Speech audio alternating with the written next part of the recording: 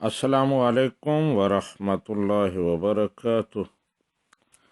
अरबाब हैदर साहब पूछते हैं कि नमाज जनाजा के बाद हाथ उठाकर दुआ करना, इसकी क्या दलील है। बाज़ लोग इसे नहीं मानते, तो क्या हदीस पाक में आया है कि दुआ करो।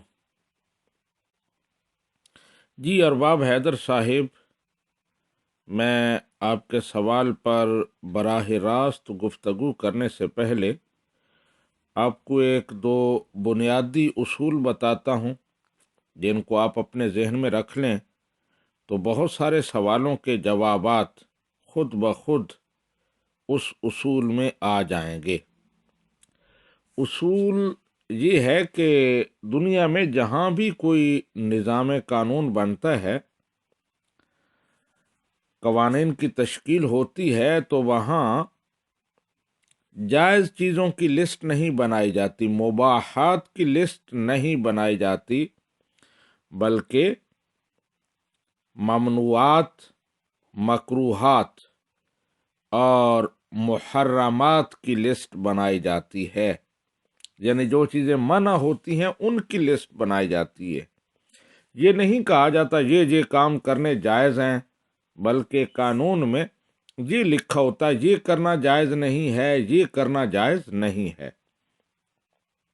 शरीयत का भी ये उसूल है और पूरी दुनिया में यही उसूल लागू होता है और अमली ज़िंदगी में आप इसका मुशाहदा भी करते हैं।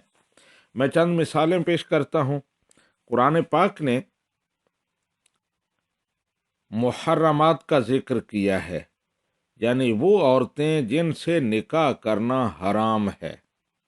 एक लिस्ट दे दी है, माँ, बेटी, बहन, खाला, भतीजी, भांजी, ये लिस्ट दी है।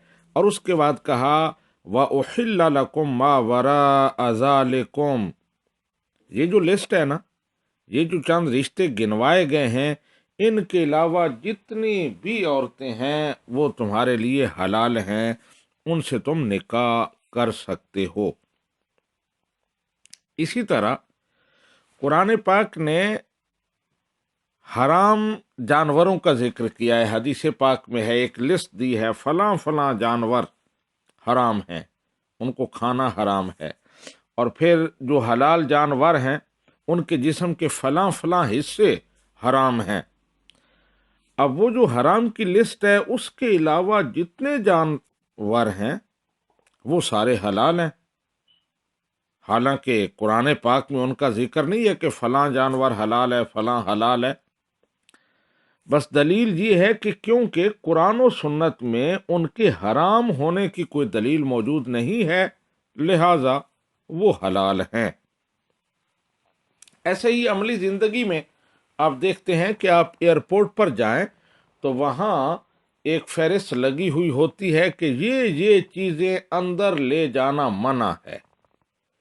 कभी आपने ये नहीं लिस्ट देखी होगी कि ये चीज़ें अंदर ले जाने की इजाज़त है।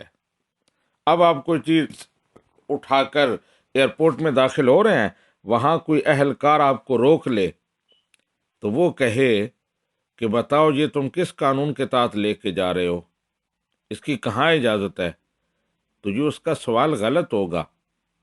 बल्कि आप उससे कहेंगे कि तुम बताओ किस कानून में मना है ये चीज़ अंदर ले जाना। एक और मिसाल आपको देता हूँ। अमली ज़िंदगी में आप देखते हैं कि गली बाज़ारों में जहाँ किसी गली में एंट्री मना है तो वहाँ नो एंट्री का साइन लगा हुआ होता है। राइट मुड़ना मना है तो ट्रैफिक का अमला वहाँ साइन लगा देता है मखसूस के राइट मुड़ना मना है, यहाँ लेफ्ट मुड़ना मना है, ये वन वे है, और यहाँ गाड़ी पार्क करना मना है। और जिस जिस गली में ये निशान नहीं लगा हुआ, किसी भी किस्म का कोई निशान नहीं है, तो ये इस बात की दलील है कि वहाँ गाड़ी चलाना जायज़ है। नो पार्किंग का निशान नहीं है तो इसका मतलब है गाड़ी वहाँ پار کرنا جائز ہے؟ نو انٹری کا نشان نہیں ہے تو اس کا مطلب ہے وہاں انٹری جائز ہے۔ تو اب اس سے آپ سمجھ چکے ہوں گے کہ کبھی بھی کسی چیز کے جائز ثابت کرنے کے لیے دلیل کی ضرورت نہیں ہوتی، بلکہ دلیل کی ضرورت ناجائز ثابت کرنے کے لیے ہوتی ہے، پروف اس کا ہوتا ہے۔ تو جو لوگ نماز جنازہ کے بعد دعا کرنے سے منع کرتے ہیں، ان سے پوچھا جائے کہ تم بتاؤ کہاں لکھا ہے کہ نماز جنازہ کے بعد دعا کرنا ناجائز ہے۔ اب میں دوسری بات آپ کو بتاتا ہوں، دعا۔ اللہ سبحانہ و تعالیٰ قرآن پاک میں ارشاد فرماتا ہے وَقَالَ رَبُّكُمُ ادْعُونِي أَسْتَجِبْ لَكُمْ، تمہارے رب نے یہ فرمایا ہے کہ تم مجھ سے دعا کرو، میں تمہاری دعائیں قبول کروں گا۔ اس طرح فرمایا اجیب دعوت الداعی اذا دعان، مجھے پکارنے والا، دعا کرنے والا جب بھی دعا کرتا ہے میں اس کی دعا سنتا ہوں۔ نبی رحمت صلی اللہ علیہ وآلہ وسلم نے ارشاد فرمایا الدعاء مخ العبادہ، دعا عبادت کا مغز ہے۔ پھر آپ نے ارشاد فرمایا اکثر الدعاء، کثرت سے دعا کرو۔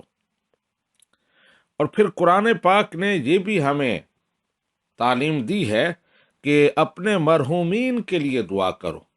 ارشاد باری تعالیٰ ہے والذین جاءوا من بعدهم یقولون ربنا اغفر لنا ولإخواننا الذین سبقونا بالایمان،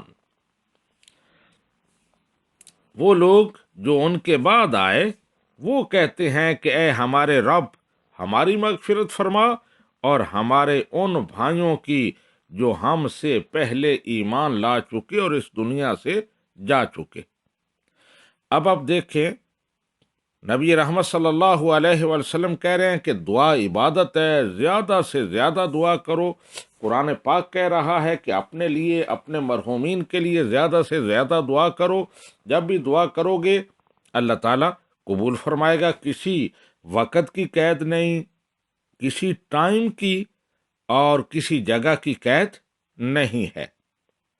کثرت کے ساتھ دعا کرو۔ اب جب تک کسی خاص وقت اور کسی خاص مقام کے بارے میں یہ حکم نہیں آ جاتا کہ وہاں دعا جائز نہیں ہے، اس وقت تک کسی آدمی کو یہ حق نہیں پہنچتا کہ وہ کسی کو دعا کرنے سے روکے اور یہ کہے کہ تم یہاں دعا کیوں کرتے ہو۔ اب دلیل ان لوگوں کے ذمے ہے جو روکتے ہیں کہ نماز جنازہ کے بعد ہاتھ اٹھا کر دعا نہ کرو، ان سے پوچھا جائے کہ کوئی حدیث دکھاؤ، قرآن پاک کی کوئی آیت دکھاؤ جس میں یہ ہو کہ نماز جنازہ کے بعد دعا کرنا جائز نہیں ہے۔ ہمارے دلائل تو یہی ہیں کہ قرآن کہہ رہا ہے کہ کثرت سے دعا کرو، حدیث کہہ رہی ہے کہ کثرت سے دعا کرو، دعا عبادت ہے، جتنی کر سکتے ہو کرو۔ بلکہ حدیث پاک میں ہے نبی رحمت صلی اللہ علیہ وآلہ وسلم نے ارشاد فرمایا کہ جو لوگ اللہ تعالیٰ سے دعا نہیں کرتے اللہ تعالیٰ ان سے ناراض ہو جاتا ہے جو اس سے نہیں مانگتے۔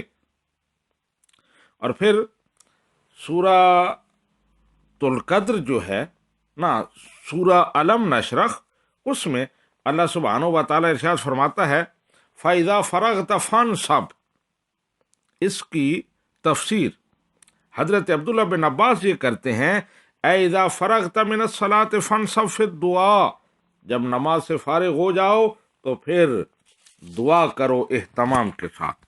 تو اب یہاں نماز سے مراد نماز جنازہ بھی ہو سکتی ہے۔ اور اب آخر میں ایک حدیث مبارکہ پیش کرتا ہوں کہ صراحت کے ساتھ نبی رحمت صلی اللہ علیہ وآلہ وسلم نے نماز جنازہ کے بعد دعا کا ذکر فرمایا۔ حدیث پاک ہے اذا صلیتم علی المیت، جب تم میت پر نماز پڑھ چکو فاخلصوا لہ الدعاء، تو پھر اس کے لیے خلوص کے ساتھ، اخلاص کے ساتھ دعا کرو۔ اب یہ حدیث مبارکہ، اسی طرح اور بھی بہت ساری احادیث ہیں جن میں بالکل صراحت موجود ہے کہ صحابہ کرام بھی نماز جنازہ کے بعد دعا کرتے تھے، نبی رحمت بھی کرتے تھے اور اس کی تعلیم بھی دیتے تھے۔ ھذا ما ظہر علی واللہ ورسولہ اعلم بالصواب۔